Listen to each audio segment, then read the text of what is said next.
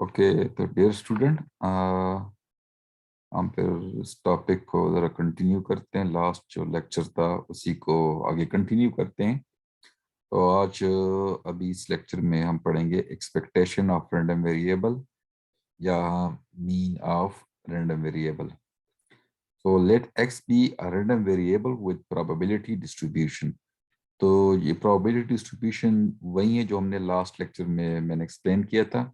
Different random variable हम define कर रहे थे और उससे करस्पॉन्डिंग फिर हम प्रोबेबिलिटी डिस्ट्रीब्यूशन का वो टेबल लिख रहे थे।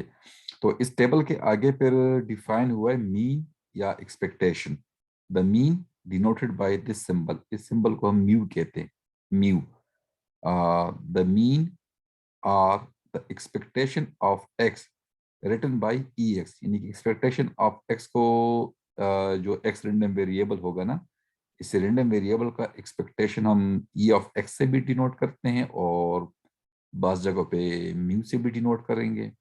Is defined by this. तो ये डिफाइन कैसे करेंगे? म्यू किसके बराबर होगा?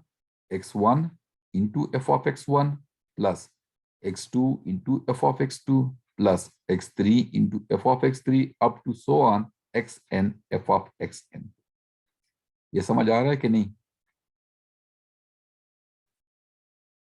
जी सर, समझ आ।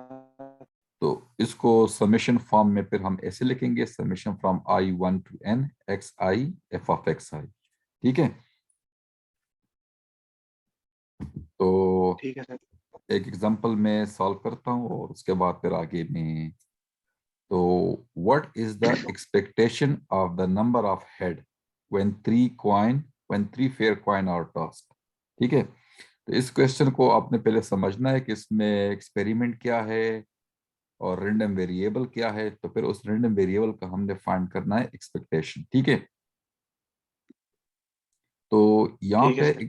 यहाँ पे एक्सपेरिमेंट क्या है कि थ्री फेयर कॉइन और टॉस, के तीन कॉइन को हम टॉस कर रहे हैं।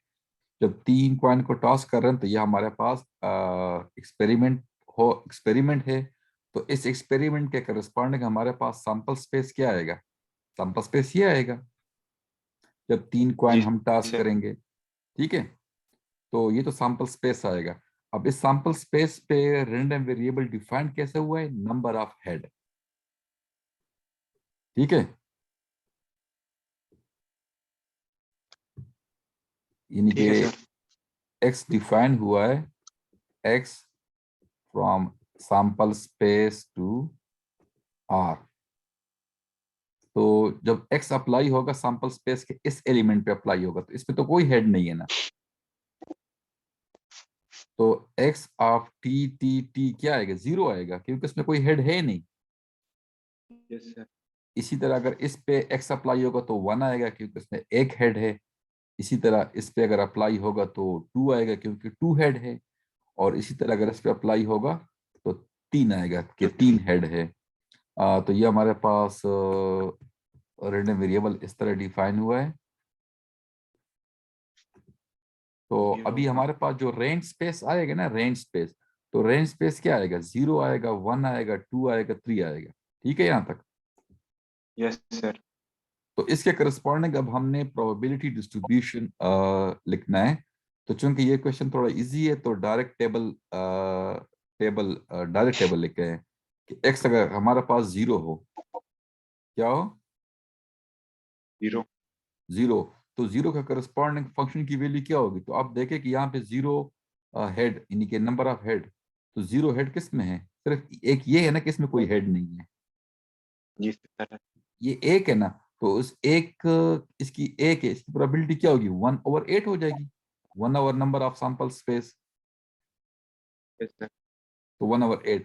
इसी तरह x1 = 1, ये क्या है? नंबर ऑफ हेड के, नंबर ऑफ हेड के हेड वन हो, तो वन हेड किस में है? आप देख ले, इसमें एक हेड है, नजर आ रहा है आपको? Yes sir. इस तरह इसमें एक हेड है और इसमें एक हेड है। तो कितनी थ्री वैल्यू होगा। में से एक हेड? तीन है ना। Yes sir. और सैंपल स्पेस में एलिमेंट कितने? 8। तो प्रोबेबिलिटी क्या होगी? 8। इस वन के थ्री करस्पॉन्डिंग बाई 3/8। इस तरह x2 = 2, number of head is equal to 2। आप वो देख ले, ये इसमें कितने हेड है? 2। एक ये है और ये है। टोटल 3 वैल्यूज हैं सैंपल स्पेस में, with जिसमें 2 हेड हैं।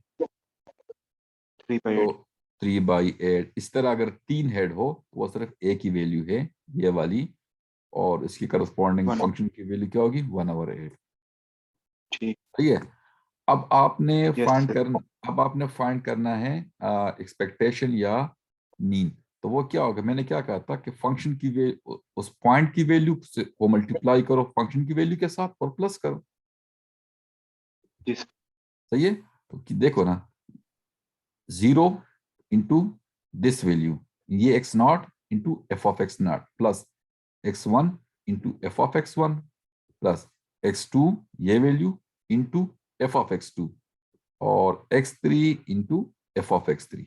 ठीक है। तो देखिए, वैल्यूज पुट किया और आपके पास एक्सपेक्टेशन आ गया 1.5। सही है यहां तक? Yes, sir. नेक्स्ट एक एग्जांपल और मैं कर लेता हूं, उसके बाद फिर मैं ये टॉपिक क्लोज कर दूंगा। सही है। ये एग्जांपल आप लोग खुद कर ले, ये मैंने क्लास में भी सॉल्व कर लिया था। ठीक है।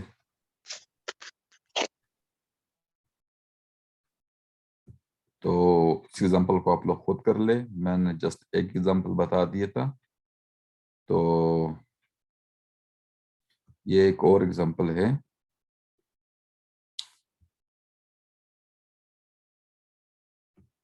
A coin is weighted so that P of H is equal to 3/4। यानी हेड की प्रोबेबिलिटी गिवन है कि 3/4 है और टेल की प्रोबेबिलिटी है 1/4। The coin is toss 3 time. Coin 3 time toss हो रहा है। तो यहाँ पे एक्सपेरिमेंट हमारे पास क्या है कि कॉइन 3 टाइम टॉस हो रहा है। और लास्ट एग्जांपल को आप देख ले तो हमारे पास सैंपल स्पेस ये बनेगा। ठीक है। तो x जो रैंडम वेरिएबल है वो डिफाइन किस तरह हुआ है? Number of head that appear. तो वही जो रैंडम वेरिएबल है, पहले वाला रैंडम वेरिएबल है जो हमने लास्ट एग्जांपल में देख लिया। बट यहाँ पे फर्क क्या है कि यहाँ पे हेड और टेल की अलग अलग प्रोबेबिलिटी गिवन है, तो हम उस हिसाब से फिर देखेंगे। ठीक है। तो ठीक है, सर. हमारे पास रैंडम वेरिएबल क्या होता है कि ये एक फंक्शन होता है x फ्रॉम s टू r। अब s टू r जब इस पॉइंट पे अप्लाई होगा, अब देख ले, इस पॉइंट पे अप्लाई होगा तो P ऑफ h, तो इस h की प्रोबेबिलिटी क्या है? 3/4। इस h की प्रोबेबिलिटी क्या है? 3/4। 3/4। तो P ऑफ h की प्रोबेबिलिटी क्या होगी? 27/64। 6. सही है। Yes, sir. क्या क्वेश्चन? नहीं, सर. Okay good. इस तरह P ऑफ h तो आप देख सकते हैं कि h की जगह 3/4 और t के लिए 1/4। तो सिंपल प्रोबेबिलिटी आप देख सकते हैं, कोई इश्यू नहीं है इसमें। हमने इस क्वेश्चन में करना क्या है? फाइंड डिस्ट्रीब्यूशन ऑफ x, यानी कि वो टेबल कंस्ट्रक्ट करना है जो हमने लास्ट एग्जांपल्स में देख लिए थे, और उससे आगे फिर हमने एक्सपेक्टेशन कैलकुलेट करनी है। इसी तरह आप हर एक वैल्यू की करस्पॉन्डिंग प्रोबेबिलिटी फाइंड कर लेंगे, Yes, sir. क्योंकि जहां पे h आएगा h की जगह 3/4 और t के लिए 1/4। तो अब रैंडम वेरिएबल हमारे ठीक. पास डिफाइन कैसे हुआ है? The random variable x denoting the number of head. Number of head है हमारे पास रैंडम वेरिएबल। तो वो लास्ट एग्जांपल में भी हमने देख लिया था कि रेंज स्पेस हमारे पास उसकी वैल्यू ये आएगी 0 1 2 3। ठीक है। Yes, sir. ठीक. तो P ऑफ 0 मतलब के नंबर ऑफ हेड 0 है, तो वो सिर्फ एक ही वैल्यू है और वो ये वाली वैल्यू है। आप देख सकते हैं जी. कि इसकी हेड कोई कोई हेड नहीं है। तो इसकी प्रोबेबिलिटी क्या है? P ऑफ टी की प्रोबेबिलिटी है 1/64, तो वो लिख लिया। इस तरह P ऑफ 1 मतलब के नंबर ऑफ 1 हेड के is number of head is 1। 1. 3 times और. क्या? सर मैं क्या हूँ 3 टाइम आ रहा है 1 पे, सर 3/8. हाँ, 1 हेड जो है वो इन 3 वैल्यूज में आ रहा है, आप देख सकते हैं। ठीक है। Yes. तो इस हर एक की अब देखें इसकी प्रोबेबिलिटी क्या होगी? सिंपल सम ऑफ 3 पर इन तीनों की प्रोबेबिलिटी को प्लस करो। इसकी प्रोबेबिलिटी है 3/64, इसकी भी 3/64, इसकी 3/64, तो ये आपके पास हो जाएगी 9/64। इस तरह P of 2 mean function value with 2 head. अब 2 हेड किस किस में है? इन तीनों वैल्यूज में है। आप देख सकते हैं कि इसकी हर एक में 2 2 हेड हैं, तो इनकी प्रोबेबिलिटी क्या होगी? सिंपल इनको सम करो तो आपके पास 27/64।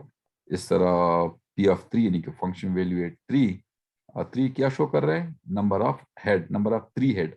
तो 3 हेड सिर्फ एक ही सैंपल स्पेस के पॉइंट में है, वो इस पॉइंट में आपके पास 3 हेड है, और इसकी प्रोबेबिलिटी क्या है? 27/64। तो अभी हम जो प्रोबेबिलिटी डिस्ट्रीब्यूशन का जो टेबल लिखेंगे, तो आप देख ले, एक्स आई की वैल्यू लिखेंगे, मीन नंबर ऑफ 0 हेड, और उस पे फंक्शन की वैल्यू क्या है? 1/64, 1 हेड, तो 1 हेड की करस्पॉन्डिंग फंक्शन की वैल्यू क्या है? 9/64। इस तरह 2 हेड के लिए भी लिखेंगे और 3 हेड के लिए भी लिखेंगे। तो प्रोबेबिलिटी डिस्ट्रीब्यूशन तो हमने कैलकुलेट कर लिया, टेबल कंस्ट्रक्ट कर लिया। अब नेक्स्ट हमने कैलकुलेट करना है एक्सपेक्टेशन या मीन। यहाँ तक पॉइंट, Yes. यहाँ तक सारे क्लियर है कि नहीं? Yes, sir. अब एक्सपेक्टेशन क्या होगा? मैंने आपको क्या कहा था? एक्सपेक्टेशन क्या होगा? सिंपल, फंक्शन की पॉइंट की वैल्यू और उस पॉइंट पर फंक्शन की वैल्यू को मल्टीप्लाई करे और प्लस करते जाए। तो 0 into Yes. 1/64 plus 1 into 9/64 plus 2 into 27/64 और प्लस इन दोनों को मल्टीप्लाई कर ले, और सिंप्लीफाई करने के बाद आपके पास वैल्यू क्या आएगी? 2.25। सही है? Yes, sir. अच्छा, नेक्स्ट